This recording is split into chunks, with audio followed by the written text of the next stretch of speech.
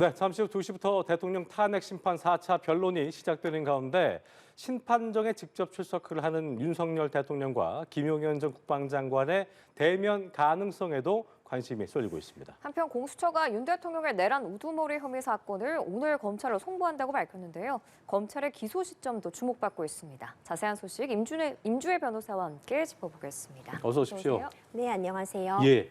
자, 그제에 이어서 오늘도 윤 대통령이 탄핵 심판 4차 변론 기일에 직접 출석을 하게 됐습니다. 그제 3차 변론에 처음 출석할 때 보면 푸른색 그 법무부 호송차 있잖아요. 그걸 타고 헌재 지하주차장으로 진입을 했고 오늘도 그렇게 된 것 같은데 오늘도 모든 상황이 3차 때와 동일한 상황으로 출석 상황이 진행된다 이렇게 봐야 될까요? 네, 그럴 가능성이 매우 높아 보입니다. 여전히 현직 대통령의 신분을 유지하고 있기 때문에요. 경호처의 경호 대상에 해당하고 예. 경호처는 지금 서울구치소 밖을 나와서 이 헌법재판소로 이동하는 이 윤석열 대통령의 이 호송 차량을 이제 외곽에서 밖에서 이제 경호를 하게 됩니다. 지난번 2차 변론기일, 3차 변론기에 출석할 때와 예. 동일한 방식으로 진행이 될 것으로 보이고요. 앞뒤에서 경호 차량이 이 호송 차량의 경호를 맡고 이 헌법재판소에 진입할 때도 외부에 좀 노출을 좀 극도로 지금 피하고 있는 또 보안상의 이유 등을 들고 있기 때문에 아마도 이전처럼 지하 주차장으로 별도의 입장 표명 없이 바로 진입할 가능성이 높아 보입니다. 이제 앞뒤로 경호 차량이 주차를 해두고 그 가운데에 호송 차량이 아마 정차를 할 것이고요.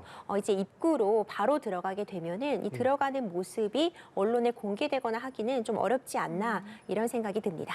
이게 보면은 궁금해하시는 분들이 현직 대통령이기 때문에 지금 뭐 헌재를 오든지 간에 형사 재판을 받겠다든지 간에 앞으로 있을 여러 재판들 여기에 대해서도 무조건 경호는 계속 이루어지는 거죠. 그렇죠. 지금 탄핵 심판이 진행되고 있지만 그래서 직무가 정지된 것일 뿐이지 대통령의 지위는 그대로 유지가 되어 있습니다. 경호 대상에 해당함은 물론이고요. 그에 따라서 이 법원에 나온다거나 그 외에 뭐 수사기관에 갈 때 이럴 때도 그 방식의 차이는 있을 수 있겠지만 예. 긴밀히 협의하에 경호처에서는 그에 합당한 경호를 수행해야만 합니다. 뿐만 아니라 이제 기타 안전상의 우려, 또 시민들의 어떤 안전상의 문제도 있기 때문에 경호처와 경찰 인력, 이 호송 인력들이 좀 긴밀하게 협조하여서 이 일련의 과정들을 진행하고 있다고 보입니다. 그렇군요. 네, 저희가 그 왼쪽 화면 보시면 조금 전 헌법재판소 모습인데 경호처 맞아요. 차량이 헌법재판소 철문을 지나서 지하주차장 안으로 곧바로 예상한 것처럼 들어갔습니다. 그렇습니다. 탄핵 심판 변론 1시간 전에 헌재에 도착을 한 건데 지난번보다는 좀 이른 시간에 도착을 했거든요. 뭐 헌재 내부에서 윤 대통령의 동선은 모두 비공개입니다만은 예측을 좀 해보자면 그제는 변론 시작 전까지 그 헌재 내부 별도 대기실에서 대기한 걸로 알려졌습니다. 오늘도 뭐 비슷하게 대기를 할 걸로 예상이 되는데 그럼 이 대기 시간 동안은 윤 대통령이 뭐 대리인단과 오늘 변론에 관해서 얘기를 하거나 뭐 증인 신문에 관해서 준비를 하는 그런 시간을 갖게 될까요? 사실 2시에 이제 변론 기일이 시작이 되게 되는데 당연히 이런 중요한 변론 기일에는 그 시간보다 미리 도착하는 것이 일반적이고요. 네. 지난번보다는 조금 일찍 도착한 것으로 보이는데 그것은 뭐 교통 상황에 따라 좀 달라질 수 있는 부분일 것 같고 지금도 유사하게 이 헌재 헌법재판소 내부의 동선은 당연히 보안상, 이제 안전상의 이유로 비공개가 되겠지만 예. 마련된 대기실 같은 공간에서 말 그대로 기다림의 시간을 갖고 있는 것으로 보입니다. 이 과정에서 뭔가 뭐 경론을 벌이기보다는 차분하게 생각을 정리하는 시간을 가질 것으로 보이거든요. 예. 이제 이미 오늘 굉장히 중요한 증인 신문도 예정이 되어 있고 어제 이제 그 변호인 접견을 통해서 어느 정도 이 변론의 전략이라던가 구상은 마쳤을 것이라 봅니다. 그렇기 때문에 지금은 이 변론을 한 20여 분 앞두고 있는 현 시점에서는 윤석열 대통령도 오늘 만약 재판장의 허락을 얻어서 김용현 전 국방부 장관에 대한 어떤 질문을 직접 던진다면 예. 그에 대한 어떤 시뮬레이션 같이 한번 머릿속으로 구상하는 그런 작업을 거치리라고 보고요. 그리고 직접 오늘 전반적인 과정에서 어떤 이야기들을 할지 국회 측의 주장에 대해서는 어떤 식으로 반박을 할지 이런 부분들을 차분히 정리하고 있는 시간을 가지고 있을 것이라고 봅니다. 네, 말씀해 주신 것처럼 오늘 4차 변론에서는 윤 대통령과 김용현 전 장관의 대면 가능성이 가장 큰 관심입니다. 김 전 장관의 증인을 신청한 쪽이 윤 대통령 측이잖아요. 그럼 이 증인 신문 절차는 어떻게 이루어지는 거예요? 네, 이 증인 신문이 이루어질 예정입니다. 이번 탄핵 심판에서 첫 증인 신문이라고 보여지는데요. 김용현 전 국방부 장관을 증인으로 이제 신청한 쪽은 윤석열 대통령 측입니다. 그렇다면은 윤석열 대통령 측에서 먼저 이제 증인 신문을 주신문을 진행을 하게 됩니다. 네. 그럼 이에 반대되는 측면이죠. 이제 국회 측에서 이 부분에 대해서 반대 신문을 진행하게 되고요. 예. 그 이후에 재판관들이 직접 증인에게 필요한 부분들을 질문을 할 수 있습니다. 이 전 과정을 보자면 결국 이런 재판이 열리는 건 지금 이 윤석열 대통령이 방어권을 충분히 행사함으로써 이에 나오는 증인들의 증언에 대해서 반박할 수 있는 그런 기회를 주는 것이 이 재판에 있어서 굉장히 중요한 부분이 될 수 있기 때문에 먼저 윤석열 대통령 측에서 증인에 대한 신문을 진행하게 되고요. 예. 이에 따른 반대 신문 그리고 재판관들의 신문 이런 부분들이 순차적으로 이루어질 수 있습니다. 예. 그래서 많은 부분들이 좀 관심을 가지고 계신 점이 윤석열 대통령이 직접 김용현 전 국방부 장관에게 질문을 던지거나 할 수도 있겠느냐. 맞습니다. 이제 이 부분도 쟁점이 되고 있는데 가능합니다. 이 헌법재판은 형사소송법을 준용을 합니다.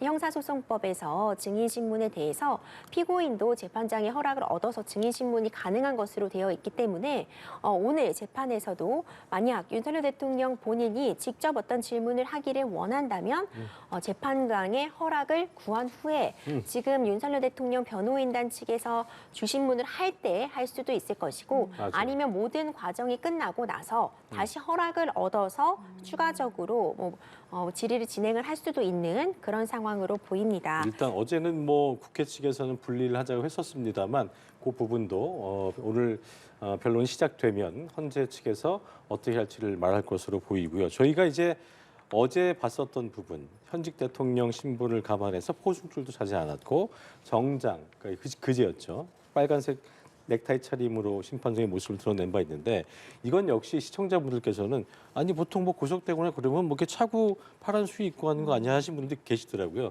그런 이해를 위해서 이 어떤 법적인 과정이 있을 거예요. 그 절차에 대해 좀 짚어주시죠. 네, 오늘도 윤석열 대통령 같은 경우에는 이제 사복 차림, 양복 차림으로 변론에 출석할 것으로 보입니다. 이 미결 수용자 형 집행 및 처우에 관한 법률이라는 규정이 있습니다. 이와 관련해서는 이제 수용자의 처우에 대한 내용들이 담겨 있는데 기본적으로 지금 피의자가 구속 상태에서 재판에 출석하거나 조사를 받거나 이런 과정에서 사복을 착용할 수 있는 것으로 되어 있습니다. 이때도 뭐 구치소장, 교도소장의 뭐 허가 같은 부분이 필요한 경우가 있겠지만 뭐 예외적으로 사복을 입고 나갔을 때 도주의 우려가 있다거나 한다면은 사복을 입지 않을 수 있지만 사복을 입지 않고 수영복을 입고 출석을 하게 할 수 있지만 현재는 아직 뭐 유죄 판결이 내려진 바가 없는 구속 상태에서 지금 피의자의 신분으로 이제 진행이 되고 있는 상황이어서 지금 이와 다른 헌법재판소에 출석할 때 윤석열 대통령은 사복을 입고 출석이 가능한 것으로 보이고요. 예. 김용현 전 국방부 장관의 경우에도 예. 지금 본인 사건에 대한 재판도 아닙니다. 지금 이번 사안, 이 헌법재판의 경우에는 다른 사람의 이 탄핵 심판에 대해서 증인으로 출석하는 그런 상황이기 때문에 네.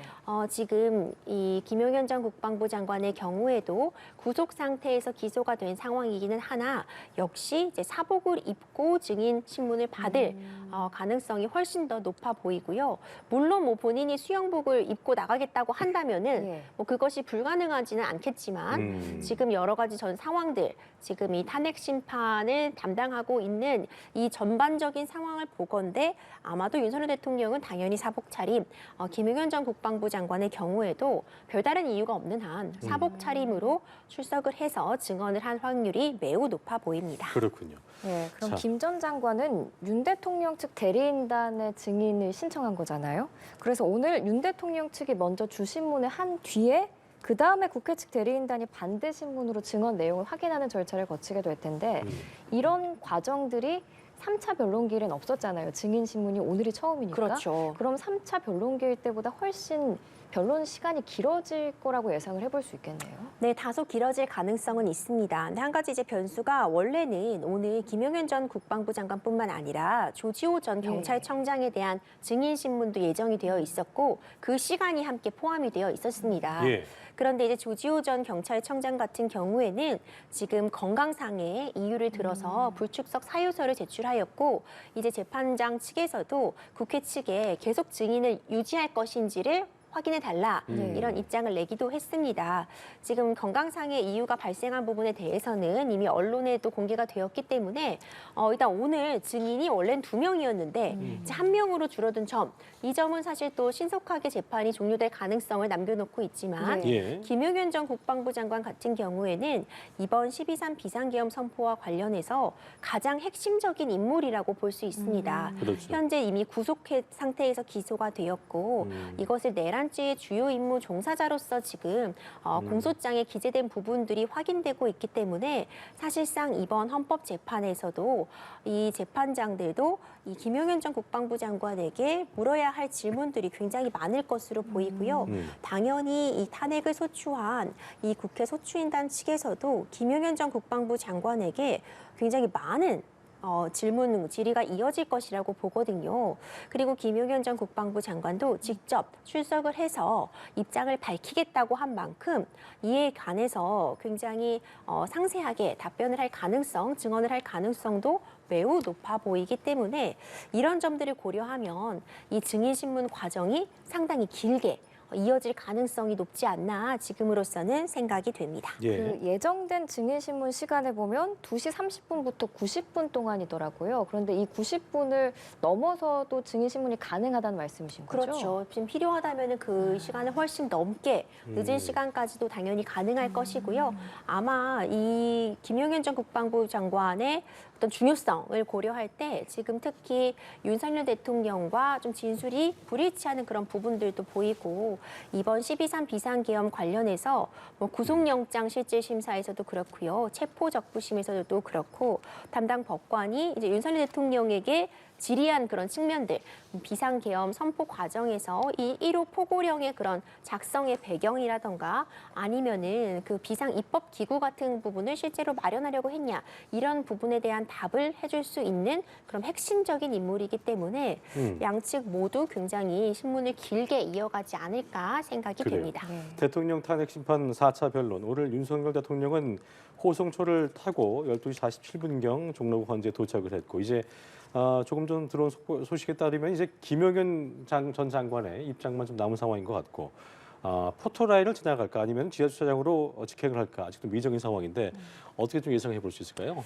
지하주차장으로 직행을 그렇게 할 하겠죠? 것이라고 봅니다. 뭐 변호인단이 이제 언론 앞에 서서 어느 정도 뭐 입장을 밝힐 가능성도 있지만 아직 재판 전이잖아요. 네네. 근데 지난번 3차 변론 기일에서는 윤석열 대통령이 처음 출석을 한 날이기도 했고 윤석열 대통령의 변호인단 측에서는 이 헌법재판소에 입장 전에 꽤 긴 시간 동안 어떤 이게 질문을 받았기도 했지만 아마 오늘 같은 경우에는 이 증인신문의 중요성 등을 고려할 때 뭐 이 재판이 끝나고 나서야 뭐 유의미한 입장을 들을 수 있지 않을까 생각이 되고 예. 김용현 전 국방부 장관 경우에도 실제로 구속된 이후에 한 번도 이제 모습을 드러내지 않았죠. 구속영장 실질 심사 같은 부분도 그냥 절차적인 심사, 서류상의 심사로 대체하고 실제로 출석을 하지 않았기 때문에 지금 처음 모습을 드러내는 그런 상황이라고 볼 수 있는데 직접 모습을 이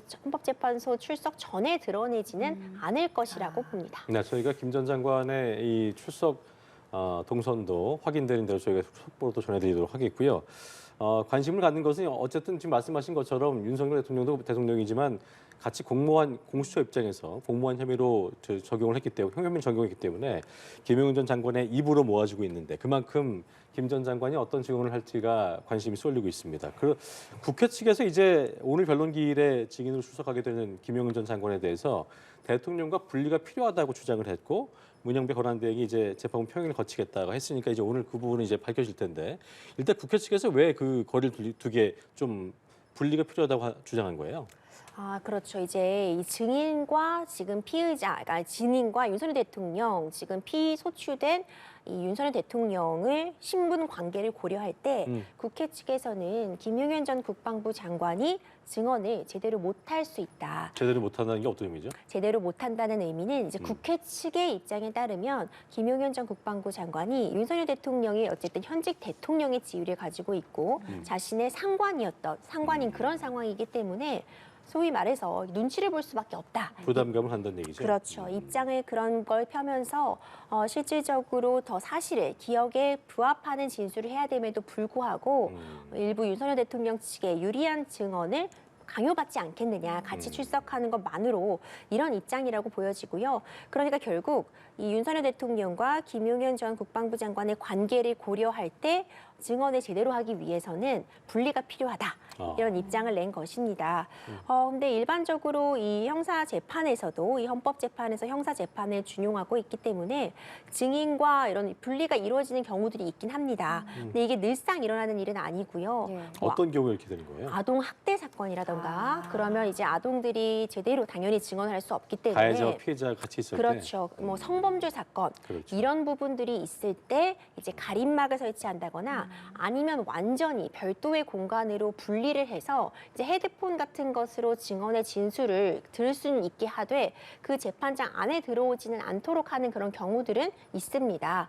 그런데 이제 지금의 상황을 고려할 때 지금 이 김용현 전 국방부 장관과 윤석열 대통령이 그런 관계인가를 본다면 어찌 보자면 지금 한 팀처럼 움직이고 있는 관계, 그러니까 결국 처벌의 여하라던가 아니면 이 관계성에 있어서 김용현 전 국방부 장관이 윤석열 대통령 측이 신청한 증인이기도 하잖아요. 예. 이걸 분리할 정도의 사정에 이르지 못했다고 재판장이 판단을 한다면 당연히 분리를 하지 않을 수도 있습니다. 근데 이런 경우는 사실 이 재판장 안에서 재판관들의 어떤 재량이 폭넓게 인정되는 부분이기 때문에 예. 아마 이 재판관들도 재판관 평의를 통해서 이런 부분에 대해서 어느 정도 이미 입장을 정리했으리라고 보고요. 네. 이 부분은 이제 재판이 진행되는 과정에서 확인이 될 수 있으리라고 봅니다. 임 변호사는 개인적으로 어떻게 좀 예상하세요? 좀 예상하기 좀 복잡한 측면이 있습니다. 사실 그냥 일반적인 이 둘의 관계를 고려할 때는요. 김용현 전 국방부 장관이 윤석열 대통령과 어떤 윤석열 대통령 때문에 제대로 증언을 하지 못할 가능성이 있다고 보기는 좀 어려워 보입니다. 그러니까 위압을 느껴서 내가 말할 거 못한다 이렇게 보기는 어렵다는 말씀. 그렇죠. 이 윤석열 대통령으로부터 같이 함께 했을 때 뭐 기억에 반하는 진술을 강요받는 상황이다. 이렇게 보기는 어려울 것 같고요. 오히려 윤석열 대통령은 본인의 방어권 행사에 도움이 되는 측면이 있기 때문에 김용현 전 국방부 장관을 신청했을 가능성이 사실 높아 보이기 때문에 분리를 굳이 하지 않아도 된다는 입장에도 충분히 좀 수긍을 할 수 있는 측면이 있어 보입니다. 네.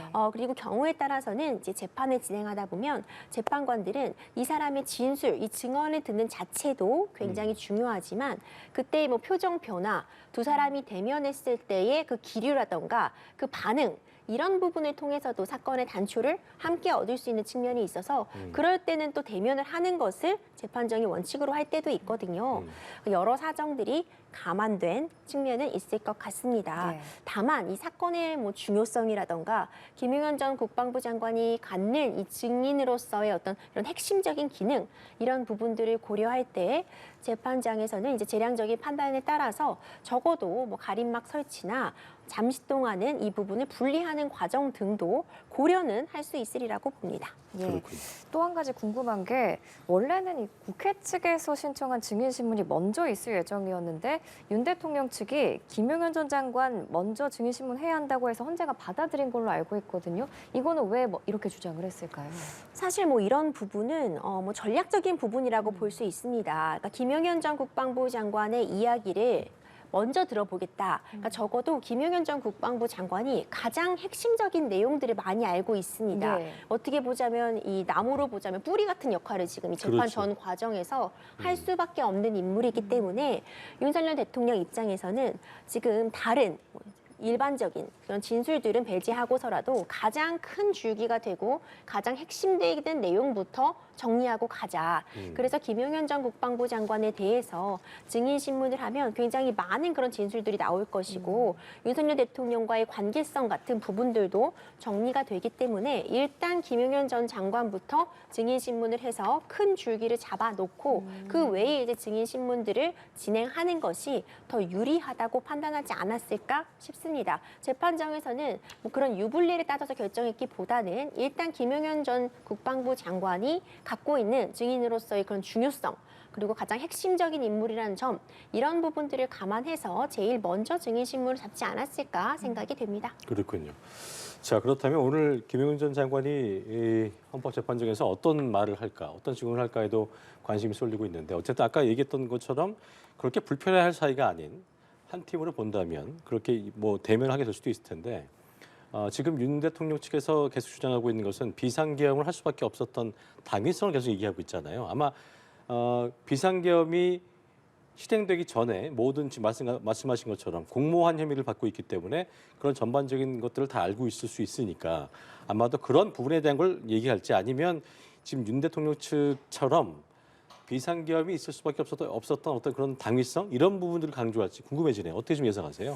그렇죠. 근데 김용현 전 국방부 장관 같은 경우에는 일단 기본적으로 이제 질문에 대한 답변을 하게 되는 상황인데 이 질문을 받을 내용들이 사실 어느 정도는 예측이 가능합니다. 네네. 먼저 이 비상계엄이 선포된 이후에 1호 포고령 관련해서 이 1호에서 국회의 어떤 기능을 이제 대폭 이제 축소시키거나 없애고 이 일체의 정치 행위를 금한다는 내용이 작성되어 있는데 이와 관련해서 어쨌든 김용현 전 국방부 장관이 해당 포고령을 작성했다는 부분은 인정을 양측 모두 하고 있습니다. 그러니까요. 김용현 전 국방부 장관이 작성은 했지만 이것을 실체적으로 어느 정도 윤석열 대통령이 관여했고 실행을 하려 했으며 이 부분을 이제 지도했는가 이 부분에 대한 진술 그러니까 예상되는 질문으로는 이 1호 포고령 작성과 관련해서 윤석열 대통령이 이를 보고를 받고 뭐 승인을 했는가 이런 질문에 대해 네와 아니오로 일단 대답을 해야겠죠. 이런 부분들이 대해서 이제 질문이 오가면서 쟁점이 될 것이라고 보고 두 번째로는 그 비상 입법 기구 관련해서 최상목 지금 현 권한대행 당시 경제부총리에게 비상 입법 기구의 재정을 마련하라는 쪽지를 지금 전달받았다 이런 최상목 권한대행의 그 진술이 있는데 이와 관련해서 윤석열 대통령은 비상 입법 기구라는 것도 모르고 그런 쪽지를 전한 바가 없는데 없다고 그러죠. 만약 이 쪽지를 쓴 사람이 있다면 그것은 김용현 전 국방부 장관일 것이다. 지금 이런 입장을 밝히고 있어서 이제 오늘 아마 예상된 질문으로는 비상 입법 기구와 관련한 그런 쪽지를 작성해서 최상목 권한대행에게 전했는가 이와 관련해 윤석열 대통령에게 보고한 바가 있느냐 이런 부분들이 쟁점이 될 것이라 봅니다. 네, 이제 윤 대통령과 김용현 전 장관은 포고령 1호를 누가 주도적으로 썼는지를 두고 진술이 엇갈리는 상황인데 이 포고령 작성을 두고 진실 공방이 벌어질 확률이 상당히 높죠, 이번에. 근데 이제 작성 자체만을 놓고 보자면요. 작성 자체는 이미 이 김용현 전 국방부 장관이 했다. 이런 부분은 이제 인정이 되는데 작성에 나아가서 이걸 어느 정도 이 두 사람 사이에 합의를 하고 실제로 이 부분을 실행을 하려고 했는가 이 부분이 더 쟁점이 될 수 있다고 봅니다. 물론 그렇죠. 이것 작성한 것 자체도 굉장히 중요한 의미를 갖지만 이제 양측이 모두 일관된 진술, 그러니까 일치된 진술이라고 볼 수 있죠. 작성한 건 김용현 전 국방부 장관이다. 이렇게 일단 작성 부분은 적어도 정리가 됐다면 이 작성 과정에서 그렇다면은 초안은 누가 처음에 마련한 것인지 그러니까요. 이 초안에 대한 살을 붙이거나 이와 관련해서 어떤 지도를 받거나 수정 삭제한 부분에 윤석열 대통령이 어느 정도 관여했는지 가장 중요한 부분은 그 비상계엄 포고령에 적혀진 대로 그 포고문의 내용대로 실현을 하려 했는지 이런 부분에 대한 질문들이 이어질 것이라고 보고 이 부분이 쟁점이 될 것이라 봅니다. 포고령 내에서 문제가 됐던 그 부분을 윤 대통령이 인지하고 있었는지 아니면 이 부분을 이제 김용현 전 장관이 알아서 썼는지 이 부분을 또 집중적으로 물을 수 있겠네요. 그렇죠? 그렇죠. 이 포고령과 관련해서 사실 윤석열 대통령도 이 포고령의 부분의 일부가 지금 문제가 된다는 점은 변호인단이 이미 예측을 하고 이미 이 부분을 준비하고 있는 것으로 보입니다. 왜냐하면 지금 김용현 전 국방부 장관이 잘못 베꼈었다고 표현을 하고 있잖아요. 네. 그러니까 잘못 베꼈었다는 건 원래 의도와 다르다 이런 측면이 있는 것이고 이런 내용을 실제로 실행하려고 하지도 않았다 이런 내용들을 지금 밝히고 있거든요. 예. 이 부분은 윤석열 대통령의 변호인단 측에도 실제로 일체의 정치 활동을 금지하는 내용이 헌법과 법률에 문제가 될 수 있음을 인지하고 있는 그런 진술이라고 보고요. 그렇기 때문에 이걸 또 역으로 말하면 만약 이런 내용을 윤석열 대통령이 지시했다거나 아니면 실행하려고 했다면 예. 문제가 될 수 있기 때문에 이 부분을 이제 방어하는데 양쪽 모두 이제 총 공력을 기울일 것이라고 봅니다. 알겠습니다. 네, 조금 저희가, 전 들어온 속보가 있는데요. 윤석열 대통령의 대리인단이 헌법재판소 심판정에 착석을 했다고 합니다. 예. 잠시 뒤 3분 뒤부터 윤 대통령의 탄핵 심판 4차 변론이 예정대로 시작이 될 것 예, 같은데요. 그리고 국회 측도 심판정에 들어왔고요. 서류를 검토하면서 재판을 준비하고 있다. 이제 한 2분 35초 남았기 때문에 2시가 되면 본격적으로 시작을 하겠죠? 그렇습니다. 예. 2시면은 바로 시작을 할 것으로 보이고요. 일단 양쪽 모두 착석을 하게 되면 이제 재판관들이 입장을 하게 됩니다. 네네. 재판관이 입장을 할 때는 모두 이제 자리에서 일어나게 되는데 이것은 이 재판관 자체에 대해서 어떤 존경을 표하는 그런 의미도 있겠지만 이 재판관, 이 사람이 아니라 이 재판정 자체에 대해서 어떤 이런 권위를 인정하고 이에 대한 어떤 이 판단을 받음에 있어서 이 결정을 존중하겠다는 의미를 담고 존중한다. 있거든요. 그렇기 때문에 이것이 재판관 개개인에 대한 어떤 그런 인사다 이렇게 보기보다는 이 재판정 그리고 이 재판에 대한 권위를 인정하는 그런 모습으로서 그렇군요. 모두 일단 일어났다가 착석하는 모습을 보이는데 아마도 이제 2시가 거의 임박한 상황이기 때문에 양측이 지금 착석을 하고 있을 것으로 보이고 윤석열 대통령도 지금 출석한 것으로 확인이 되고 있기 때문에 예. 그렇다면은 저번처럼 맨 앞줄에 변호인과 함께 앉아 있을 가능성이 매우 높아 보입니다. 네, 재판관들이 모두 기립을 하게 되는 그 의미에 대해서 짚어주셨는데 잠시 후면 이제 한 1분 22초 뒤면 윤 대통령의 탄핵심판 4차 변론 기일이 시작되게 됩니다. 예. 오늘 변론에서 주요 쟁점 중 또 하나가 아까도 짚어주셨지만 비상계엄 선포를 앞두고 당시 최성목 부총리에게 전달된 그 비상입법기구 예산 관련 쪽지입니다. 윤 대통령이 지난 기일에서 이 쪽지는 준 적도 없고 알지도 못한다. 이걸 만들 수 있는 사람은 뭐 국방장관밖에 없는 걸로 알고 있다. 이렇게 주장을 했거든요. 그럼 오늘 이 부분을 윤석열 대통령이 김용현 전 장관에 직접 신문할 가능성도 있을까요? 근데 이 질문은 워낙 핵심적인 질문이기 때문에 네. 윤석열 대통령이 직접 묻기 전에 이미 질문이 나올 것이라고 봅니다. 그렇겠네요. 가장 먼저 거의 나올 만한 그 질문인 것 같은데 이와 관련해서 지난번 3차 변론 기일에 출석할 때 윤석열 대통령의 변호인단 측에서 이제 비상입법기구에 대한 질문에 대해서 아예 그런 게 없다. 비상입법기구는 만들어진 적이 없다. 이렇게 설정이 된 바가 없다. 이렇게 입장을 밝혔습니다. 이 아마도 윤석열 대통령 측에서는 이 비상입법기구 자체를 전혀 논의된 바가 없다는 주장을 펼 것이라고 보이고 논의가 된 그런 기구가 있다면 그것은 지금 국회 측에서 주장하는 것처럼 뭔가 국회를 대체하는, 국회를 무력화시키고 입법기구로서 대체적인 기능을 비상계엄 하에서 발동하려는 그런 기구가 아니라 뭐 그냥 비상시에 상시에 운영될 수 있는 국회 외의 다른 기관을 의미했을 것이다. 뭐 네. 이런 진술을 벌일 가능성이 높아 보입니다. 예. 자, 헌재의 상황을 좀 짚어드리겠습니다. 지난 윤 대통령이 탄핵심판 4차 변론 심판정에 출석을 한 것으로 전해지고 있고요.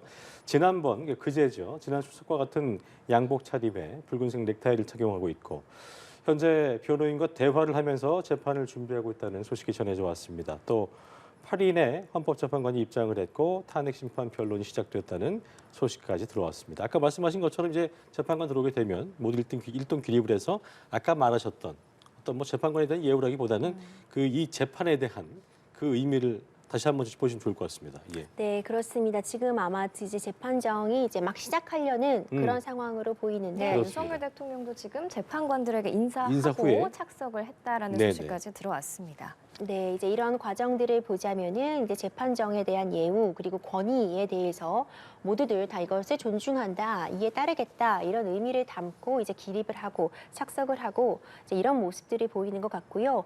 재판관들은 이제 지금 현재 원래는 헌법재판관이 9명입니다. 그런데 지금 1명의 경우에는 최상목 권한대행이 이제 임명을 하지 않은 상태이기 때문에 그렇죠. 또 이에 대한 권한쟁의도 또 진행이 되고 있는 상황이고요. 지금은 헌법재판관 8명이 착석을 하게 됩니다. 8명이 이제 착석하면은 이제 들어와 있는 당사자들이 기립을 해서 재판관에 착석 후에 또 다시 이제 앉게 되고 그때부터 이제 본격적으로 변론이 시행된다고 보는데 헌법재판은 다른 재판들보다 좀 다른 특이점이라고 볼 수 있는 게 재판관들의 재량의 여지가 조금 더 많다고 보여지는 그런 재판입니다. 물론 헌법재판소법도 있고 이제 형사소송법과 관련된 규정들이 준용이 되기 때문에 예. 이런 큰 틀은 동일하지만 이 전 과정에 있어서 재판관들이 경우에 따라는 좀 유동적으로 좀 더 유연하게 적용할 수 있는 그런 재량의 여지가 좀 큰 재판이다. 이렇게 평가를 받을 수 있어서 그런 부분들도 감안하고 이번 헌법재판을 좀 지켜볼 필요가 있을 것 같습니다. 네. 예. 윤석열 대통령이 출석한 탄핵심판 4차 변론은 시작이 됐고요. 그렇습니다. 오늘 김용현 전 장관의 신문도 예정이 돼 있습니다. 음. 저희가 비상입법기구 쪽지에 관한 얘기도 하고 있었는데 이 부분은 지난번 영장실질심사 때도 당직 판사가 윤석열 대통령에게 유일하게 던진 질문 중에 하나였거든요. 그러니까요. 그만큼 이번 탄핵 심판에서도 그렇고 내란죄 수사와 관련해서도 그렇고 가장 중요한 부분 중에 하나일 것 같아요. 그렇죠. 뭐 여러 가지들이 쟁점이 될 수 있겠지만 일단 이 탄핵 심판을 보자면 탄핵 심판은 지금 이 12.3 비상계엄 선포가 어떤 헌법상, 법률상 문제가 있고 그 문제가 중대해서 대통령직을 계속 수행할 수 없는 정도에 이르렀느냐가 쟁점이 되는 재판이 바로 이 탄핵 심판입니다. 근데 이와 관련해서 그렇다면 이 비상계엄이라는 것은 헌법상, 계엄법상 대통령이 이 비상 상황에 선포할 수 있는 권한을 갖고 있는 부분은 맞지만 이것이 언제나 선포될 수 있는 것은 아니고 정해진 절차와 방식, 요건을 준수하여야 하고 그리고 또 국회에 그 해제 의결 요구가 있으면 해제가 되어야만 하는 이 일련의 과정들과 관련해 지금 쟁점이 되고 있는 부분이 만약 국회가 이것을 해제하려고 하는 것을 어떤 무력으로 막으려고 했다면은 절차상 법적인 문제가 발생하게 되는 것이고요. 앞서 말씀 주신 국회를 대체하는 그런 비상입법기구를 마련하려고 했다면은 이 비상계엄이 선포가 되어도 국회의 권한을 무력화시키는 것은 인정이 되지 않습니다. 왜냐하면 이걸 해제할 권한을 국회가 갖고 있기 때문에 만약 국회를 무력화시킨다면 비상계엄 하에서 이것을 종결시킬 수 있는 사람은 오로지 윤석열 대통령뿐이거든요.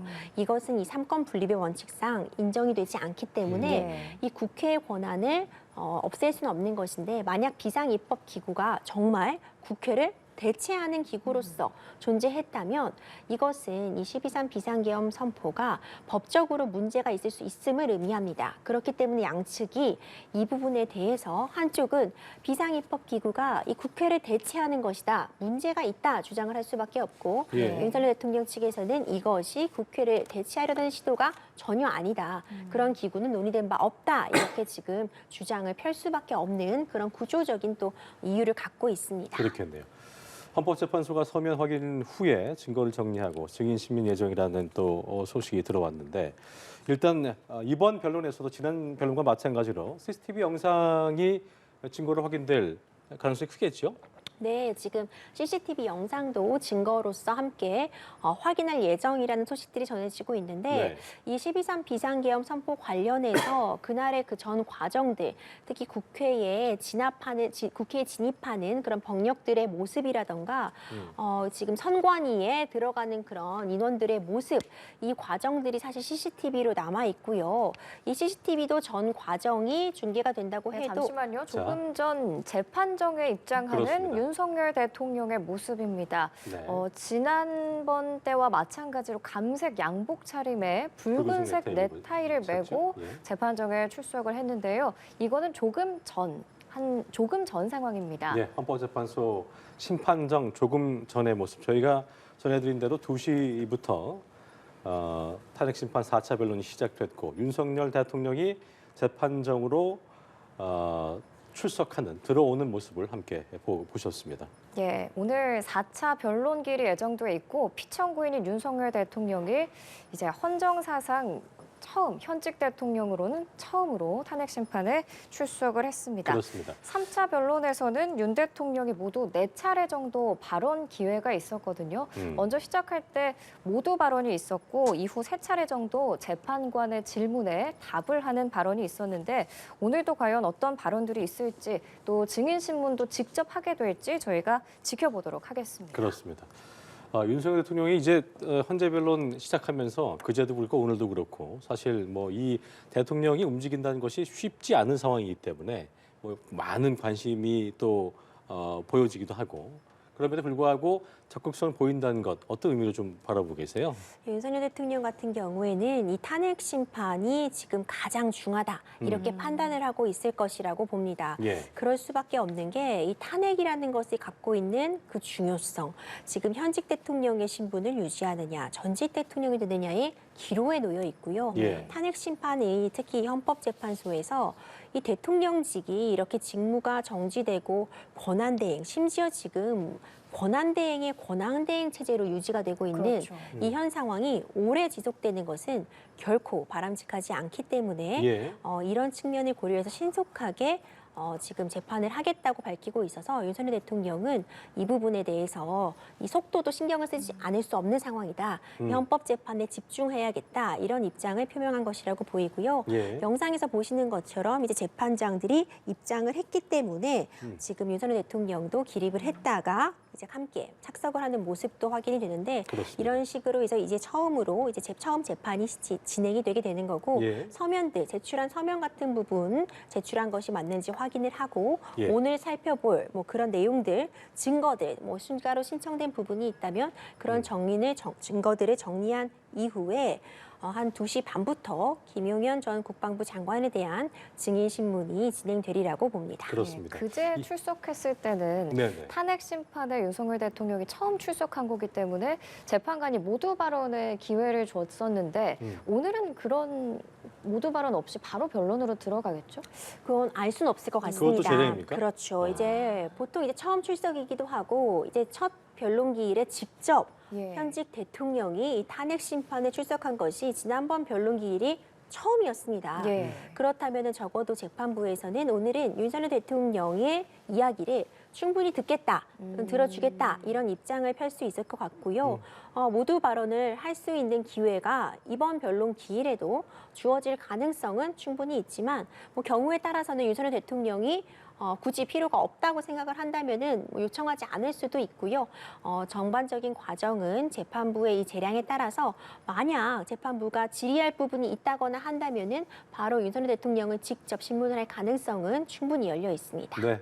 조금 전 헌법재판소 심판장의 모습을 보여드리고 있고요. 지금 모습은 이제 정청래 정청래 의원을 비롯한 국회 측 대리인단이 입장한 모습을 보고 계신 것입니다. 사실 윤석열 대통령의 그 복장도 지금 그제와 같잖아요. 근데 이제 구치소에 수감된 이후에 변호사 이외에는 접견을 못하게 했기 때문에 아마 그것도 이제 처음에 갖고 왔던 그 복장을 미리 준비를 한 걸까요? 어떻게 좀 봐야 될까요? 그 부분은요. 그래 보입니다. 아마 복장 같은 부분은 사실 이번 사안에 있어서 원래 뭐 갖고 있었던 옷 내지는 이제 요청을 해서 따로 받아볼 충분히 수도 있나요? 받을 수 있을 것이라고 보고요. 네네. 아직 유죄가 확정된 상황이 아니고 그렇죠. 미결 수용자이기 때문에 인권적인 측면에서도 이제 뭐 양복 같은 부분 사복이라고 표현하겠죠. 그렇죠. 예. 사복을 입는 것이 이제 문제되지는 않을 것으로 보입니다. 예. 네, 저희가 오늘 김용현 전 장관 증인 신문을 할 예정인데 김용현 전 장관의 호송 차량이 지금 헌법재판소에 맞아요. 도착을 해서 지하로 이동을 한 걸로 파악이 됐습니다. 아까 이제 임주혜 변호사가 포토라인에 서느냐 마느냐 얘기가 맞아요. 있었는데 임주혜 변호사께서 예상하신 대로 지하로 바로 이동을 한 걸로 지금 알려졌습니다. 예. 이제 2시 30분부터 증인 신문이 예정이 돼 있는데요. 아직 20여 분 정도 남았기 때문에 이제 들어와서 김용현 전 장관은 도착해서 이제 어떤 과정을 좀 거치게 되겠습니까? 이제 증인 대기실에서 좀 대기를 하고 있을 것으로 보이고요. 네네. 시간에 맞춰서 물론 이제 변론 진행 과정에 따라서 2시 반에 넘길 수도 있겠죠. 이제 적어도 2시 반, 그 조금 이후가 되면은 재판장에 나와서 증인으로서 선서를 하고 이 증인에 대해서 신문을 이어가리라고 보고요. 아마 김용현 전 국방부 장관도 변호인과 함께 이 부분에 대해서 많은 대비를 했으리라고 봅니다. 예. 김용현 전 국방부 장관 역시도 지금 내란죄의 주요 임무 종사자로서 구속 기소된 상태입니다. 특히 구속 기소될 당시에 검찰의 이 공소장 내용들을 보자면 그 혐의 사실에 대해서 굉장히 구체적이고 사실적으로 기재가 되어 있습니다. 이런 부분들을 보면 김용현 전 국방부 장관의 경우에도 굉장히 많은 준비를 하고 오늘 하는 증언이 경우에 따라서는 본인이 어떤 유죄 판결을 받는데 역할을 할 수도 있는 그런 중차대한 상황이라 굉장히 중요성을 인지하고 많은 네. 준비를 하고 왔으리라 봅니다. 자, 조금 전 들어온 속보를 좀 더 전해드리겠습니다. 헌재가 비상계엄 관련 언론 기사와 공문서를 증거로 채택했다. 이건 어떤 의미라고 봐야 될까요? 비상계엄 관련해서 언론들의 기사 같은 부분이라던가 공문서 같은 부분들이 굉장히 많이 있겠죠. 특히 비상계엄 관련해서 공문서, 그러니까 이와 관련해서 어떤 문서들이 작성되어 있다면 당연히 이 부분을 헌법재판소에서 증거로 보겠다. 예. 이런 점들을 채택했다고 볼 수 있고요. 이것은 일반적으로도 좀 진행될 수 있는 부분이다 보여집니다. 언론 기사와 공문서 같은 것들이 증거로 채택이 됐는데 이런 것들이 이제 오늘 이 4차 변론기에 대해서 어떻게 좀 작용을 하게 될까요? 그런 부분들은 일단 증거로 채택됐다는 건 확인해 보겠다는 뜻이기 때문에 내용을 살피겠다. 그렇죠. 추후에도 이제 재판관들이 제출한 자료들을 판단의 기초로서 삼겠다 이런 의미로 보면 될 것 같고요. 그렇군요. 아마 이제 CCTV 같은 부분도 함께 이제 볼 부분을 이제 영상을 재생하면서 이 부분에 관련된 의견을 드릴 것 같습니다. 네. 지난 변론 기일에는 이제 국회에 이제 진입을 하는 그런 병력들의 모습이 CCTV에 담겨 있었고 예. 이와 관련해서 이제 양측은 상반된 입장을 내놓았습니다. 이제 소추안 측에서는 이 부분과 관련해서 국회가 이제 이런 해제 결의를 하는데 이것을 막기 위해서 국회를 무력으로 진압하고 일부 국회의원들을 끌어내려는 그런 시도다. 그런 것의 증거로서 이 CCTV 영상을 보고 있는 것이고 이에 반해서 윤석열 대통령 측에서는 이것은 어떤 안전한 관리 차원에서 병력들이 도입된 것이지 국회를 무력으로 진압하려는 그런 부분이 아니다. 이렇게 반박하고 있어서 또 다른 영상들이 제출이 된다면 이 양측의 양측의 주장 중에 어느 쪽에 더 가까울지 이런 예. 부분들도 재판장들이 판단을 하리라고 봅니다. 네, 저희가 지금 화면을 통해서 조금 전 헌법재판소 심판정 상황 보여드리고 있습니다. 윤석열 대통령이 출석해서 착석을 한 상태고요. 국회 측 대리인단 그리고 윤석열 대통령 측 대리인단 모두 심판정에 들어와서 이제 변론은 2시에 정확히 시작을 한 걸로 알려지고 있습니다. 그렇습니다. 2시 반부터 이제 김용현 전 장관도 조금 전에 헌재 도착을 했기 때문에 네. 잠시 대기실에 머무르다가 임주혜 변호사의 말처럼 2시 반이 되면 증인신문하게 될 것으로 보이는데 저희가 앞서도 잠시 짚어봤습니다만 국회 측에서는 아까 얘기했던 윤 대통령과 김 전 장관의 대면을 조금 분리할 필요가 있다는 것을 어제 국회 측이 얘기했고 아마 평의를 통해서 이 부분을 정한다는 것, 그 결과는 오늘 2시 반 되면 딱 돼야지 알 수 있는 걸까요? 그때 되면은 지금 이전에 밝히지 않았다면 재판부에서 이 과정에 그 지금 재판을 지켜보면서 확인이 가능하리라고 봅니다. 예. 사실 이 증인신문의 중요도를 고려할 때 이 부분, 그러니까 직접 대면하는가가 굉장히 크게 지금 작용할 수 있다 이렇게 보일 여지도 있지만 경우에 따라서는 이 증언을 하는 부분을 사실 선서를 했다면 기억에 반하지 않게, 그러니까 네. 기억대로 본인의 기억에 맞게 진술을 하면 되는 것이거든요. 이런 차원으로 보자면 굳이 이것을 분리하지 않고 윤석열 대통령이 재판정에 착석한 상태에서 증인신문을 하는 가능성도 저는 있다고 보고 있습니다. 네, 지난 탄핵 심판에서 윤 대통령의 모두 발언을 포함해서 4차례 발언이 있었는데 이걸 하나씩 좀 살펴보면 먼저 계엄군의 국회 투입과 관련한 질문이 있었고 네. 또 최상목 경제부총리에게 그 비상입법기구 쪽지에 관한 질문도 있었고 마지막으로 비상계엄을 왜 했느냐 여기에 대해서는 부정선거 관련된 것을 확인하기 위함이다 이렇게 얘기를 했거든요. 그러니까 부정선거 음모를 제기하는 게 아니고 팩트를 확인하기 위함이다 이렇게 말을 했는데 이 부분들이 그제 헌재에서 있었던 재판관의 물음에 대한 윤 대통령의 답변이었습니다. 그런데 어제 이제 국정특위에서 증언들이 좀 주장과 배치되는 진술들이 있었거든요.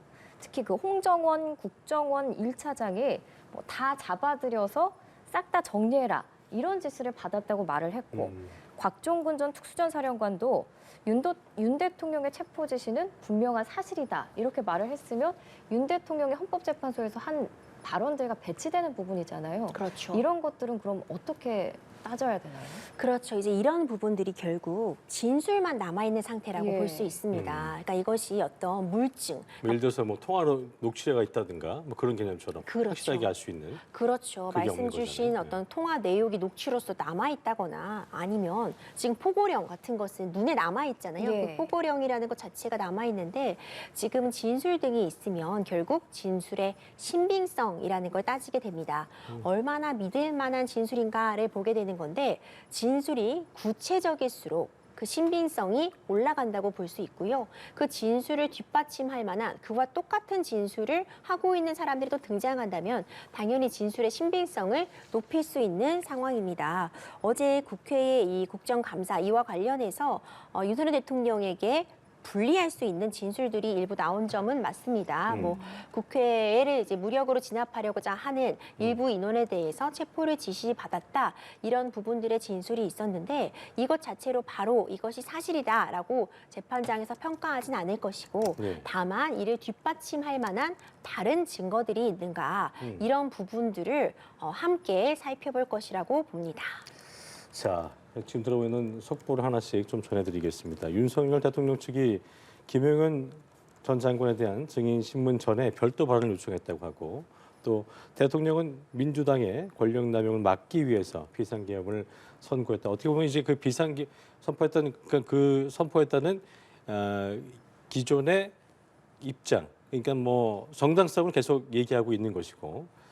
자, 김용현 전 장관 증인신문 전 별도 발언 요청했다는 것은 어떤 전략으로 좀 얘기한 걸까요? 그 부분은. 아마도 이와 관련해서 일단 처음 공개되는 상황입니다. 이 구속된 이후에 처음으로 외부에 노출되는 상황이기 때문에 김용현 전 국방부 장관도 지금 내란죄로 이미 기소가 되어 있어서요. 굉장히 만약 이대로 진행이 돼서 유죄가 확정이 되면 중형을 피할 수 없는 상태라 본인의 방어권 행사도 굉장히 중요한 상황입니다. 예, 자, 잠시만요. 우측에 지금 호송차가 들어가는 모습은 조금 전에 김용현 전 장관이 지하 주차장으로 헌재의 지하 주차장으로 들어가는 모습입니다. 예. 그걸 다시 저희가 조금 전 모습을 보여드리고 있습니다. 김용현 전 장관도 지금 구속이 돼서 재판을 받고 있는 상황인데 이렇게 증인 신문을 했을 때 만약에 불리한 질문을 받게 된다면 김용현 전 장관도 좀 진술을 거부할 권리 같은 게 여기서도 있는 건가요? 이와 관련해서 어제 국정감사에서도 예.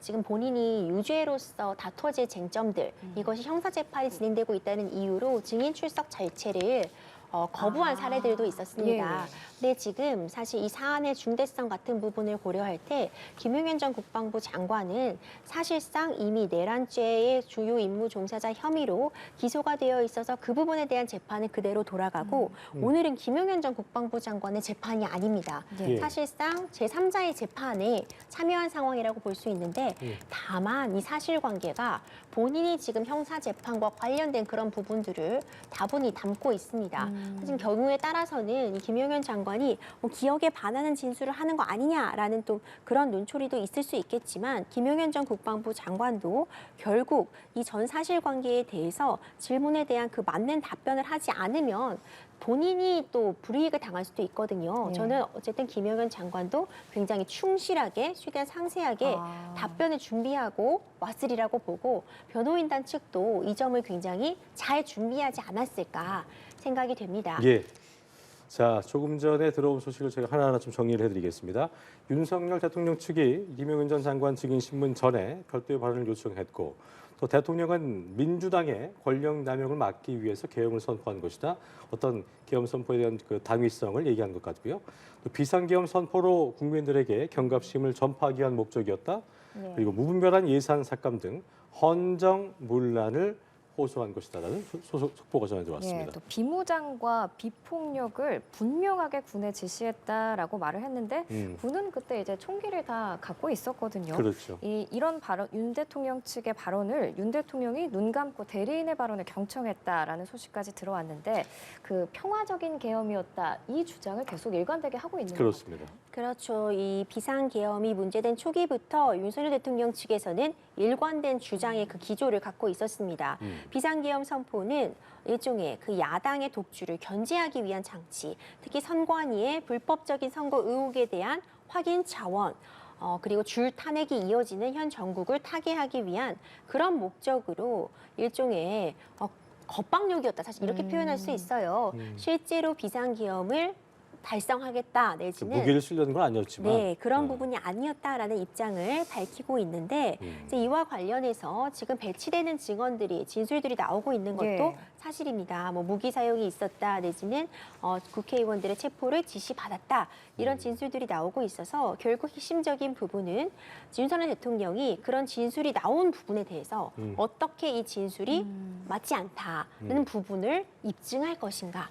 이 입증의 문제에 어떻게 이 부분을 재판장들이 의심을 가질 수 있게 다시 바꿀 것인가 이 점들이 쟁점이 될 것 같고 김용현 전 국방부 장관의 오늘 증언이 중요한 점도 이와 맥락을 같이 한다고 봅니다. 자, 그렇다면 윤석열 대통령 측이 지금 저희가 전해드렸었던 내용이죠. 비무장과 비폭력 분명하게 군에 지시했다고 했는데 CCTV, 그러니까 선관이나 뭐 보면은 엘리베이터에 보면은 분명히 권총도 차고 있잖아요. 어쨌든 그건 비무장은 아니기 때문에 그런 배치되는 부분은 어떻게 판단을 해야겠느냐. 그런 거에 대한 물음이 있겠네요. 넌 이쪽에서는 지시를 안 했다고 했는데 비무장이라고 했는데 알아서 그런 걸 거다라고 답을 할 가능성이 있겠고 그런 부분은 어떻게 좀 진행될까가 좀 궁금해지네요. 그렇죠. 말씀 주신 것처럼 지금 윤석열 대통령 측은 비무장 비폭력을 분명하게 지시했다 이렇게 지금 밝히고 있다면 그럼 분명하게 지시한 증거가 있을까?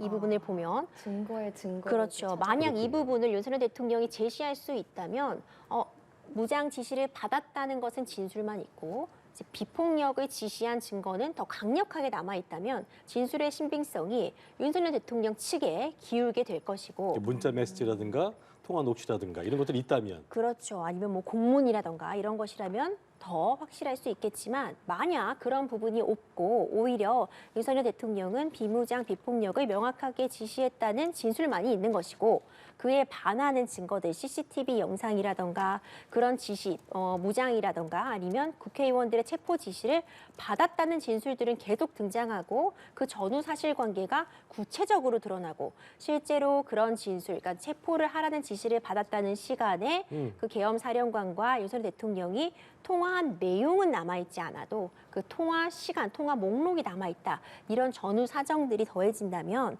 이것은 뭐 그런 지시가 있었다는 진술 쪽의 신빙성이 더 전해질 수 있는 그런 상황이라고 보입니다. 네, 조금 전 속보 들어왔는데요. 내란 혐의를 받고 있는 조지호 경찰청장이 석방이 됐다라는 소식이 들어왔습니다. 법원이 보석을 허가한 건데요. 김용현 전 장관의 보석 신청은 기각이 됐다고 하네요. 이 부분은 증거인멸 우려 때문에 김용현 전 장관의 보석 신청은 기각이 된 반면에 조지호 경찰청장은 법원이 보석을 허가해서 석방을 허가했다라는 소식이 들어와 있습니다. 사실 조지호 경찰청장은 오늘 증인 신문이 예정이 돼 있었는데 불출석하기로 했고 만약에 이렇게 보석이 됐다면 다시 뭐 증인으로 부를 수도 있고 그런 과정이 있을 수 있을까요? 그렇죠. 이제 증인은 다시 부를 수는 있겠지만 일단 조지호 전 경찰청장 같은 경우에는 이제 처음에 조사를 받을 때부터 건강상의 문제가 있음이 드러나 있는 상태였습니다. 지금 치료를 요하는 상태임에는 분명해 보이거든요. 그럴 때 이렇게 기소 후에 보석 신청되는 경우는 종종 있을 수 있는 일입니다. 이게 죄가 없으니까 풀어준다.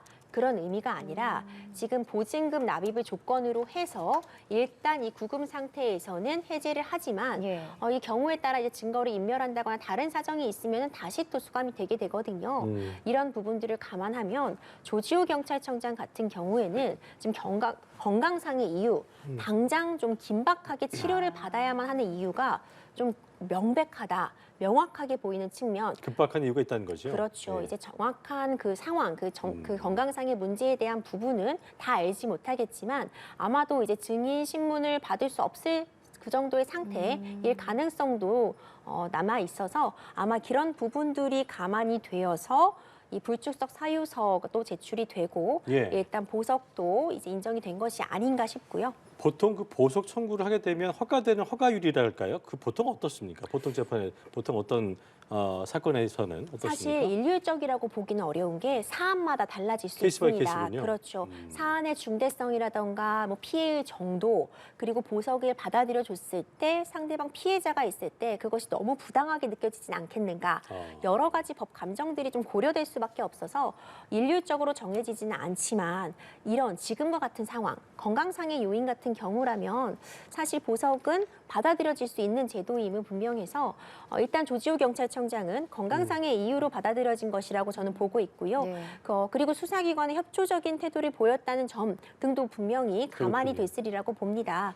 다만 김용현 전 국방부 장관의 경우에는 일단 처음에 이제 뭐 소환에 응하지 않았던 그런 전력이라던가 여전히 굉장히 핵심적인 인물로서 뿌리라고 꼽히고 있는 표현하셨던. 건 그렇죠. 예. 핵심적인 인물로서 이 사건 전반에 정말 뿌리 역할을 담당하고 있다는 점에서 보석이 인정되지 않았다. 네. 증거인멸의 우려가 여전히 높다고 평가할 수 있다. 이렇게 본 것 같고 아마 윤석열 대통령의 변호인단과 이 김용현 전 국방부 장관의 변호인단은 어느 정도 연락을 취하고 있지 않을까 이렇게 예측은 되거든요. 구체적으로 이 과정에서 뭔가 말을 맞춘다 이런 의미보다는 예. 변론 전략 등은 공유하고 있을 가능성도 있습니다.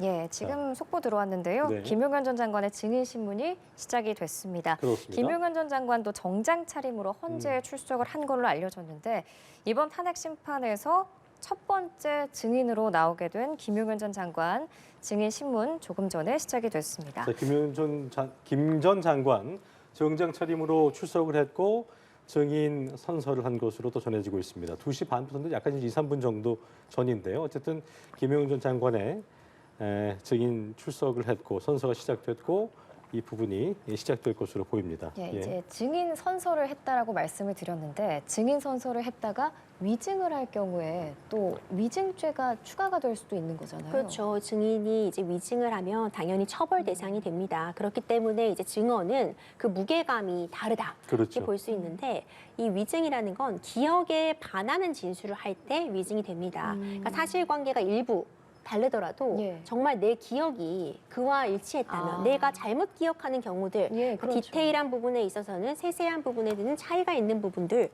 자, 잠시만요. 저희가 앞서 짚어왔던 그 부분들, 국회 측에서 요청했던 분리에 대한 부분, 대통령과 김 전 장관에 대한 부분, 가림막 설치 없이 윤 대통령과 대면을 하기로 했네요. 예. 네, 그렇습니다. 사실 앞서 좀 예측을 드렸던 부분이기도 하죠.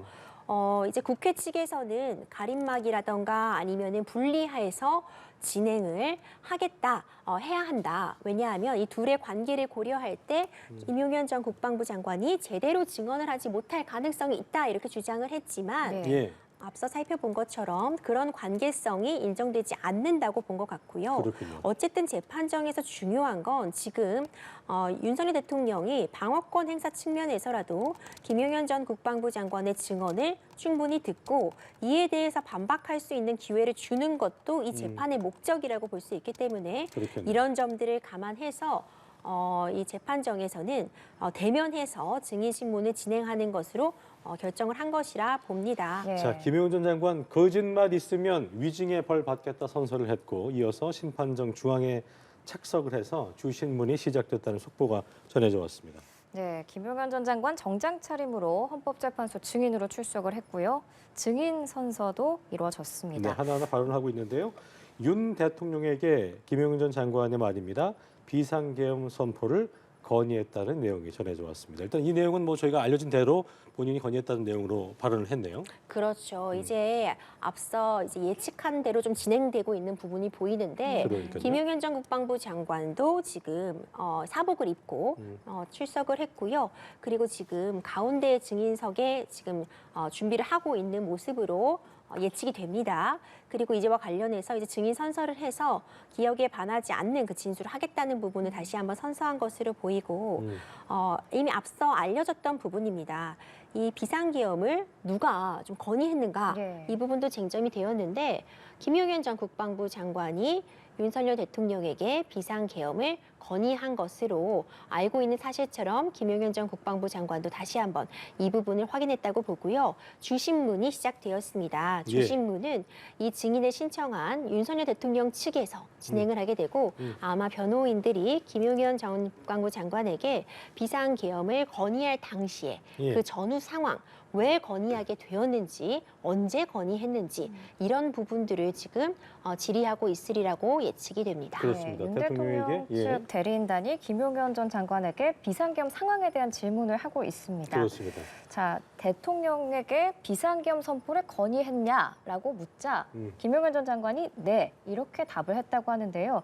지금 윤 대통령 측이 신청한 증인이기 때문에 윤 대통령 측 대리인단이 주신문을 먼저 시작한 거고 그럼 그 이후에 몇 분 정도 진행이 되고 이후에 국회 측 대리인단으로 넘어가나요? 글쎄 그런 부분은 명확하게 딱 정하기 어려울 것 같습니다. 음. 사안의 중대성을 고려할 때 이런 부분은 있을 수 있겠죠. 주신문은 뭐 예를 들어 1시간에 진행했는데 네. 반대 신문은 5분만 진행한다. 이러면은 뭐 공평하지 않을 수 있겠고. 형평성에서 어긋나게 되기 때문에. 그렇죠. 예. 양측 모두 충분히 질문할 수 있는 정도의 시간. 하지만 그 시간은 좀 비슷하게 갈 가능성이 좀 높지 않을까. 저는 예. 지금으로서는 예측이 됩니다.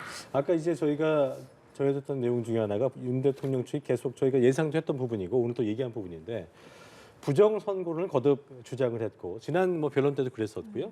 이번에도 비상계엄 선포 이유에 대한 어떤 당위성을 계속 설명을 했고 또 탄핵 심판에서 부정선거 의혹을 다뤄야 된다고 주장을 했기 때문에 아마도 이런 부분들 비상계엄이 일어날 수밖에 없었다는 쪽으로 질문을 또 유리하게 할 수도 있겠네요. 그죠? 그렇죠. 그런 부분들을 진술했겠지만 지금 윤석열 대통령이 탄핵 이 비상계엄을 선포할 수밖에 없었다는 이유가 사실 어찌 보자면 국회의 그 예산 같은 부분에 있어서 정부 예산을 대폭 삭감한 부분, 그리고 줄 탄핵을 진행한 부분, 선관위의 어떤 불법 부정 문제 이렇게 크게 보자면 한 3가지 정도를 꼽아 보면은요. 예. 이 3가지와 관련해서 사실상 국방부 장관이 답변할 수 있는 내용은 없습니다.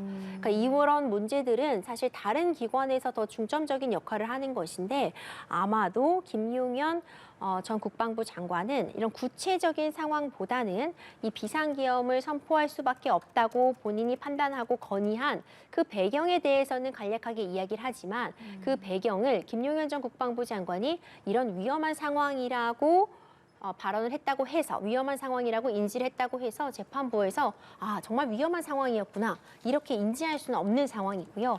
다만 김용현 전 국방부 장관은 본인이 이렇게 비상계엄 선포를 건의하게 된 그 배경은 지금 설명을 하고 그런데 있으리라고 김용현 봅니다. 장관이 이제 뭐 대통령이 탄핵의 야당의 탄핵 매몰 등에 대해서 우려를 표했고 대통령께서 피를 토하는 심정으로 비상계엄을 선포했다. 역시 지금 대통령 측에서 얘기하고 있는 비상계엄의 선포에 대한 당위성 이 부분과 맥을 같이 하는 발언을 계속하고 있네요. 그렇죠. 지금 제 눈에 뜬 또 진술은요. 이 야당에서 탄핵을 시도할 걸 알고도 피를 토하는 심정으로 지금 비상계엄 선포했다는 그렇죠. 부분이잖아요. 예. 그렇다면 이것이 문제가 될 수 있는 점들을 당연히 사전에 인지를 했는데 사전에 인지를 했다면 사실 윤석열 대통령 본인도 법조인이기 때문에 법적으로 문제가 없는지를 평가했을 텐데 네. 그렇다면은 무모하지 않은 건지 무모성에 그렇죠. 대해서 그런 부분들에 대해서 아마도 또 추가적인 질의 이 포고령 1호가 그러면 국회의 권한을 이제 무시하고 모든 정치 활동을 금한다는 것은 문제가 될 수밖에 없는데 이런 점을 뭐 인지하지 못했냐 이런 질문들도 이어질 것이라고 봅니다. 자 아까 비상계엄 건의했나 질문에 대해서 네라고 답을 했고 조금 전에 이제 비상계엄 지시에 대해서 지시에 준비했냐라고 묻자 네. 역시 이 부분도 네라고 답을 했네요. 지금 신문 과정에서 네네. 그 윤 대통령 측과 계속 비슷한 주장을 하고 있거든요. 그럴 걸 예상했기 때문에 윤 대통령 측 대리인단도 김용현 전 장관을 증인으로 채택을 했을 거고요. 그런데 이제 문제가 되는 부분을 말씀해 주신 그 포고령 1호 부분에서 과연 김용현 전 장관이 어떤 대답을 할 것이냐 이 부분이거든요. 그렇죠. 이제 그 부분은 당연히 진행이 될 거 보고 지금 비상계엄 국무위원 심의에 대한 부분도 김용현 전 국방부 장관에게 질의를 하고 있는 것으로 예. 보이는데 예측이 가능한 바와 같이 결국 비상계엄 선포의 과정 먼저 질문을 했고요. 예. 그 이후에는 비상계엄 선포가 절차적 정당성을 가지려면 정해진 절차를 따라야 되는데 그 중에 하나가 국무위원의 심의거든요. 예. 근데 이제 김용현 전 국방부 장관은 이 심의를 1시간 반 동안 진행했다. 그래서 절차적인 요건을 갖췄다. 갖췄다. 이런 부분을 지금 증언을 한 것이라고 봅니다. 자, 그리고 비상계엄 국무위원 심의 이게 이제 졸속에 대한 어떤 비판도 많이 나왔던 부분인데 이 부분에 대해서는 1시간 반 가량 진행을 했다. 짧은 시간은 아니거든요, 그렇죠? 예. 그렇죠. 근데 이것이 심의가 언제부터 진행을 한 걸 심의라고 볼 수 있는가? 그 심의에 대한 시작점의 기준을 말씀하시는 거죠? 그렇죠. 모두가 도착을 해서 착석을 해서 심의를 시작합니다. 탕탕탕 해서 거의 이제 시작이 하고 된 있네요. 것인지 예. 아니면 한 명이라도 도착해서 윤석열 대통령과 이야기를 시작하면 이때부터 심의라고 볼 수 있는 것인지 이런 부분들은 아직 지금 다뤄진 바가 없거든요. 지금 얘기한 건 20시 30분부터 국무위원 도착했고, 그러니까 부터 도착이니까 말씀하신 것처럼 한 명이 왔는지 모두 다가 착석했는지는 알 수 없는 부분이고, 그렇죠. 22시 15분까지 심의를 했다. 그럼 중간에 많은 인원들이 나갔을 수도 있고요. 그렇죠. 아니면 경우에 따라서는 김용현 전 국방부 장관과 윤석열 대통령만 남아서 이야기를 했을 가능성. 그러니까 아직까지는 이 정확하게 어떤 취지인지는 조금 더 살펴볼 필요가 있겠지만 그렇군요. 일단 이 증인신문 과정을 보면 네, 아니요로 일단 대답하게 하는 것이 좋은 질문이죠. 왜냐하면 그것은 정확하고 이 사건의 전반을 가장 직관적으로 확인할 수 있는 질문이기 때문에 지금 질문들을 보면 비상계엄을 건의했냐? 네, 아니요로 재판이 부연 되는 거고. 설명하지 않도록. 그렇죠. 예. 그리고 이 쪽지 작성 부분, 이 최상목 지금 권한대행의 나왔네요. 나오네요. 예.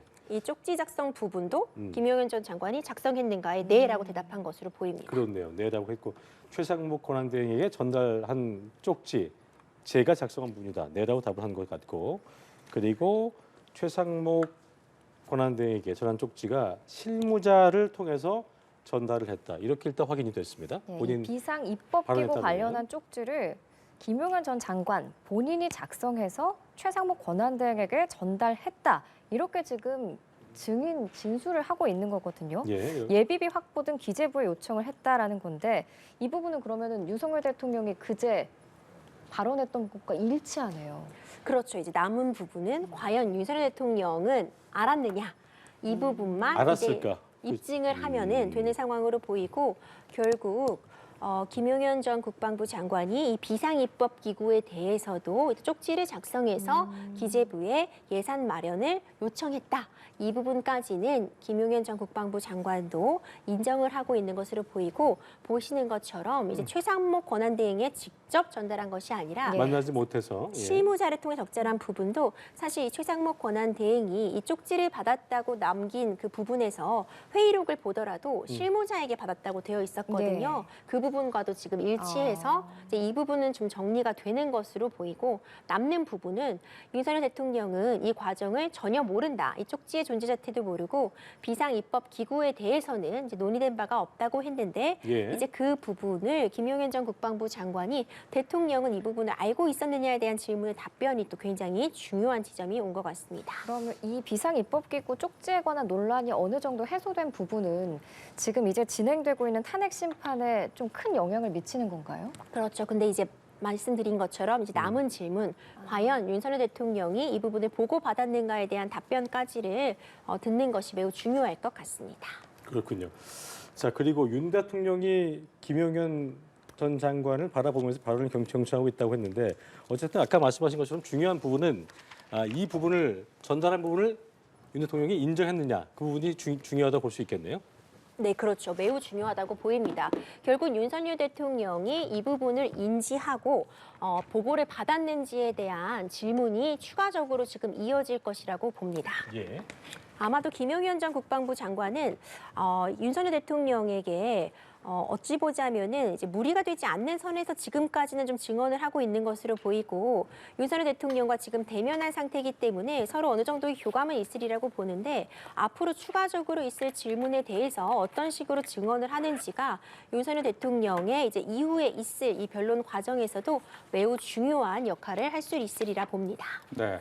일단 이제 김용현 전 장관이 들어와서 위증과 관련한 선서를 한 거잖아요. 위증과 관련한 선서는 어떤 의미가 있는 건가요? 이제 증인으로 출석을 하게 되면 그 중요성이 남다릅니다. 네. 내가 하는 진술이 재판에 있어서 증거로 활용이 되게 되고 만약 내가 기억에 반하는 진술, 사실관계에 반하고 있으면 암에도 증언을 하름으로써 재판을 방해하게 된다면 이것은 굉장히 중한 죄로 처벌이 될 수밖에 없거든요. 물론 내가 말하는 진술이 일부 사실관계와 다를 수 있습니다. 기억이 잘못되는 경우들도 있지만 그래서 여기서 말하는 위증은 본인의 기억에 반하지 않는 진술을 하는 것이 굉장히 중요하다고 보이고요.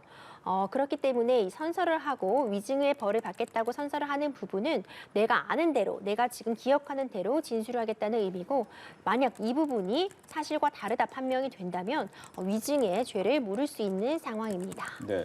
예. 지금 김용현 전 장관의 이야기가 하나둘 나오고 있습니다. 일단 이제 포고령이나 전해준 쪽지 부분이 될 텐데 최상목 장관 현 대행에게 전한 것은 직접 전한 것이 아니라 실무자를 통해서 전했다. 그리고 특히 포고령에 대한 관심이 굉장히 많았는데 포고령 역시도 과거 계엄령 문건으로 작성을 했고 대통령이 통행금지 부분을 삭제를 지시해서 그 부분이 빠졌다. 이건 이제 대통령이 그동안 했던 얘기와 같은 맥락으로 얘기를 한 거네요. 맞습니다. 지금 말씀 주신 것처럼 이 포고령 관련한 부분에 있어서도 윤석열 대통령의 이 이전 진술과 일치하는 부분을 보이고 있습니다. 그러니까 본인이 작성했다는 부분은 이미 오늘 증인신문 전에도 좀 확인이 된 상황이었고요. 네. 다만 윤석열 대통령이 어느 정도 관여했느냐 부분에 대해서 윤석열 대통령은 통행금지 관련된 내용을 삭제했다. 이 부분은 지금 증언이 윤석열 대통령의 진술과 일치하는 것으로 보입니다. 예. 네, 더 나왔습니다. 포고령을 대통령이 꼼꼼하게 보지는 않았다라고 발언한 내용도 전해졌습니다. 이렇게 윤석열 대통령이 3차 변론에서 주장한 것과 현재까지는 그 주요 쟁점으로 지목이 됐었던 비상입법기구 쪽지 그리고 포고령 작성 경위 이런 것들이 윤 대통령의 주장과 어느 정도 좀 일치하는 걸로 보입니다. 이게 탄핵 심판에는 좀 어떤 영향을 미치게 될까요? 영향을 끼칠 수 있습니다. 물론 결국 이 비상계엄을 선포한 주체가 윤석열 대통령 본인이기 때문에 이 포고령이 이렇게 선포되는 부분에 대해서 최종적인 책임을 져야 되는 건 윤석열 대통령 본인이 되는 부분은 분명하겠지만 적어도 지금 윤석열 대통령이 진술하고 있는 부분들 3차 변론 기일에서 이야기한 내용들 이전에 이제 언론을 통해서도 그리고 변호인단을 통해서도 공개한 내용이 김용현 전 국방부 장관의 지금 증언과 일치하는 점들은 윤석열 대통령 측에서 보자면 당연히 다소 유리한 그런 상황으로 현재까지는 평가할 수 있겠습니다. 네, 앞서 전해진 몇 가지 얘기 중에 보면 이제 오늘 조지호 경찰청장은 오지 않았잖아요. 근데 보니까 이제 법원이 보석을 허가한 상황이고 지금 김용현 전 장관 같은 경우에는 보석을 또 청구를 기각을 하면서 이번에 나왔단 말이에요. 이 두 사람에 대한 좀 입장이 달라진 이유도 있을까요? 조지호 전 경찰청장의 경우에는 사실 건강상의 이유가 크게 작용을 했으리라고 봅니다. 실제로 지금 지병 때문에 치료를 요하는 상태임은 이전에도 확인이 되었었거든요. 이제 이런 부분들이 보석에 영향을 좀 다소 줄 수 있는 측면은 분명히 있어 보이고요. 수사기관에 대한 어떤 협조 정도도 조지호 전 경찰청장과 김용현 전 국방부 장관이 차이가 있을 수 있고 조지호 전 경찰청장 역시도 굉장히 중대한 역할을 한 부분은 맞지만 네. 적어도 김용현 전 국방부 장관이 이번 사태에 있어서 보다 더 중요한 그런 인물인 점도 어느 정도 감안이 되었으리라고 봅니다.